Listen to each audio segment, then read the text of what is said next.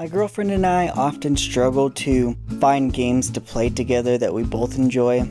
We play Fortnite together sometimes, but I'm not the biggest fan of the third-person shooter myself, while she has nearly 1,500 hours in the game. Minecraft has also been a staple, though our phases usually end quickly, and we have tried to start games like Borderlands and Baldur's Gate together, but unfortunately none of them ever stuck for long.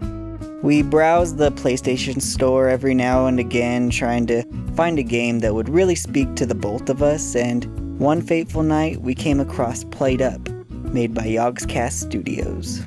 Played Up is a roguelike cooking teamwork simulator where you and your friends are entrepreneurial restaurateurs. Each run of Played Up has you selecting a dish to serve as a main course and a kitchen/dining room layout to serve as your workspace for the time being. Each individual dish has its own production requirements, requiring you to format your kitchen and dining area to serve your customers efficiently. Different dishes bring up different challenges to both the kitchen and the dining room. One example is dumplings. Dumplings are extremely demanding on both kitchen counter space and kitchen work time, requiring 4 steps that are easy to remember but take a good amount of time to produce. The dining room responsibility in the specific instance is very low, only having to serve and handle dishes with the kitchen, while the brunt of the work is put on the kitchen players. Workers in the dining room really need to work to set up the chef for success. The adverse to this would be coffee. The coffee has the kitchen staff filling up coffee cups in an instant coffee maker and keeping them coming, often trying to find ways to just have more counter space for more cups. While coffee produces no dishes, the strain on the dining room is increased by customers taking a lot longer to finish their drinks and creating a huge mess, making the dining room difficult to maneuver, though it doesn't end there. While progressing with most dishes earn you upgrades that increase the strain on the kitchen, the upgrades in coffee can also increase difficulty in the dining room by adding things like running milk to tables or hauling around a tray of cupcakes to place on tables. Other than these upgrades that come at the end of every third day, you earn money during the course of every service to purchase additional hardware for your restaurant, such as dining tables, counter space, and various kitchen appliances. Deciding on what materials to buy is very important for fine-tuning your run because they start you off with a bare minimum. Eventually, after you get your first star, you have the option of picking a theme for your restaurant. The ones I can remember off the top of my head include affordable, exclusive, and charming. Each of these will give you a different wallpaper and flooring that don't do much but provide a better aesthetic. Along with this comes some unique items that you can only purchase on specific days that are pretty much just decorations that go with the theme you choose. And by accruing points through buying and using decorations, there are certain buffs you will receive, though decorations themselves are quite expensive. The events of your runs in Played Up can take place pretty much wherever you want them to, ranging from landscapes like alpines in the country to cities and Halloween. Most of the ones you receive in the beginning won't change much, but the varying kitchen layouts you have available to you, and you will eventually get settings that start you off with an upgrade card that you might want to consider having to enhance or hinder your run. Played Up can be an intense game at times, but the feeling of the game never changes because of the fun, energetic atmosphere that the music in the game provides.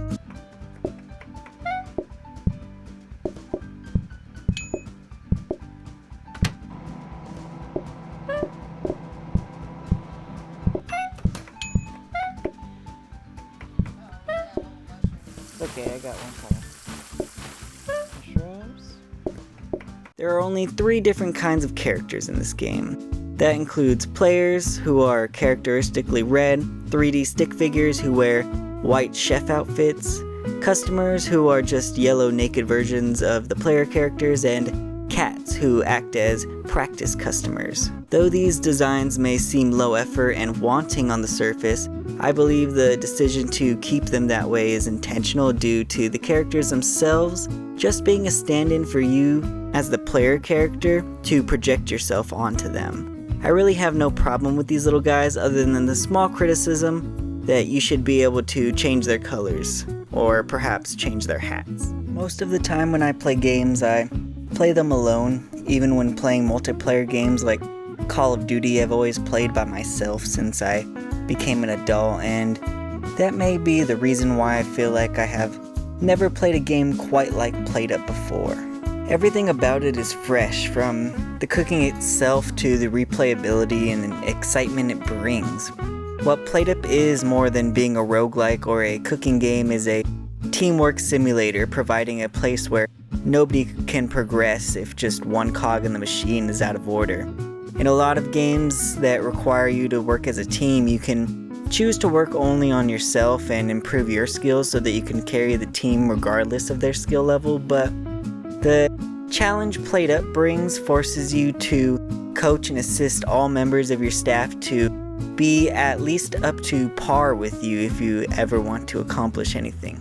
I think PlateUp is a game for you if you've been trying to find a multiplayer experience that almost anyone will be able to love. This game is not only intense, but a lot of the time extremely cozy and addicting. Running daily service is intense even in real life, and it seems every day will present you more challenges than the last, making it so satisfying when you pass a day with flying colors that is one that you normally lose on because you locked in and invented a new strategy or layout to implement. I guarantee after the first day you play this with friends, you will be fighting back sleep, strategizing on what you would have done differently in your last run if you had only known what you did now, and that is an absolute necessity that makes any roguelike worth playing. My favorite thing about this game truly is being able to see my girlfriend love a game as much as I do for once. We have a lot in common, but for some reason when it comes to games we have different ideas of what's fun, and luckily for us this game bridged that gap between us, having us staying up until 2 to 3 a.m. every night this week just running through kitchens trying to improve so that we can finally get past day 15 for once. Team-based multiplayers for me feel like I'm playing a game alongside my teammates, but for once in PlateUp I actually feel like I'm playing the game with the other people in my game. The only thing I don't like about this game is that I'm not curled up playing it right now.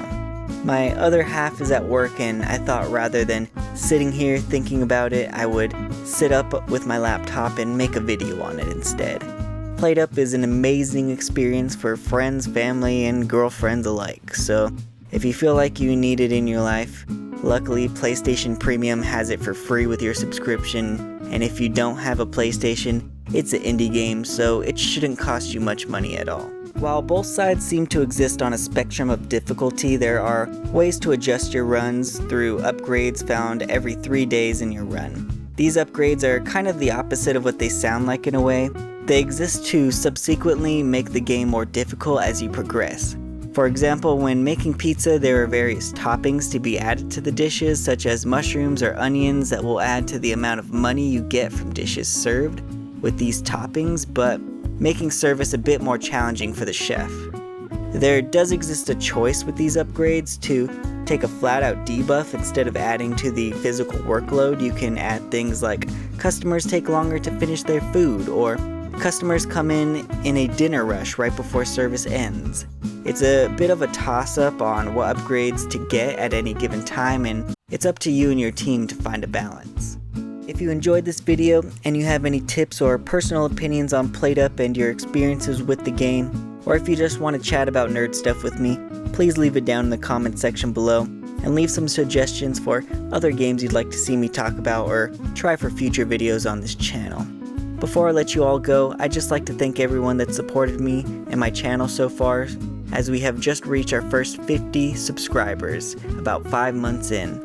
I would also like to let any viewers that haven't caught a stream yet know that I have started doing so.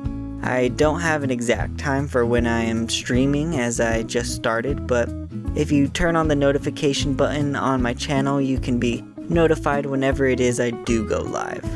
I'd like to thank you all for watching. All that I ask is that if you like this video, please leave a like and subscribe down below. I will be releasing a new video every Monday.